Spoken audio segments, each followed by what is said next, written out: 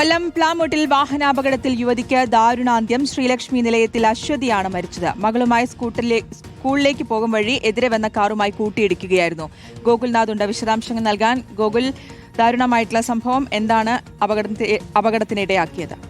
ശ്രുതി, ഇന്ന് രാവിലെ 9:30 ഈ അപകടം ഉണ്ടാകുന്നത്. മകളുമായി സ്കൂളിലേക്ക് പോകും വഴി എതിരെ വന്ന കാറുമായി കൂട്ടിയിടിച്ചാണ് ഈ അപകടം ഉണ്ടാകുന്നത്. ഇടിയുടെ ആഘാതത്തിൽ സ്കൂട്ടറിൽ നിന്നും തെറിച്ചു വീണ അശ്വതി ഏറെ നേരം ചോര വാർന്ന് കിടന്നതായിട്ടാണ് പോലീസ് പറയുന്നത്. പിന്നീട് കൊട്ടാരക്കരയിലെ സ്വകാര്യ ആശുപത്രിയിൽ എത്തിച്ചപ്പോഴേക്കും അശ്വതി മരിച്ചിരുന്നു എന്നുള്ളതാണ്. കുന്നിക്കോട് പ്ലാമൂട്ടിൽ റോഡിലാണ് ഈ അപകടം ഉണ്ടാകുന്നത് എന്നുള്ളതാണ്.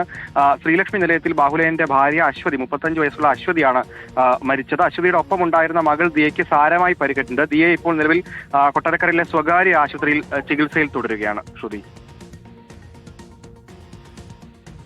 പ്ലാമൂട്ടിലാണ് വാഹനാപകടത്തിൽ യുവതിക്ക് ദാരുണാന്ത്യം സംഭവിച്ചത്. ശ്രീലക്ഷ്മി നിലയത്തിൽ അശ്വതിയാണ് മരിച്ചത്. മകളുമായി സ്കൂളിലേക്ക് പോകും വഴി എതിരെ വന്ന കാറുമായി കൂട്ടിയിടിക്കുകയായിരുന്നു. ഗോകുൽനാഥ് തുടരുന്നുണ്ട്. ഗോകുൽ, സ്ഥിരം അപകട മേഖലയാണോ ഇത്?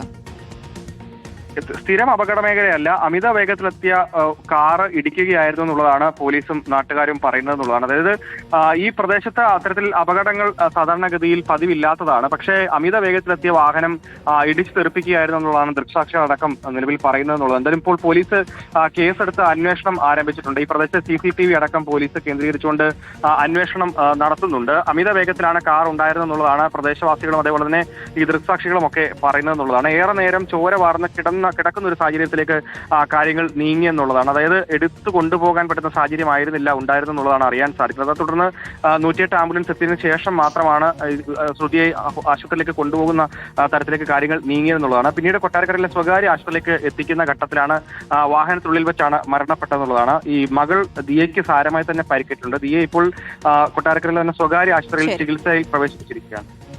ഓക്കെ, ഗോകുൽനാഥാണ് വിശദാംശങ്ങൾ നൽകിയത്. യുവതിക്ക് ദാരുണാന്ത്യമാണ് സംഭവിച്ചത്.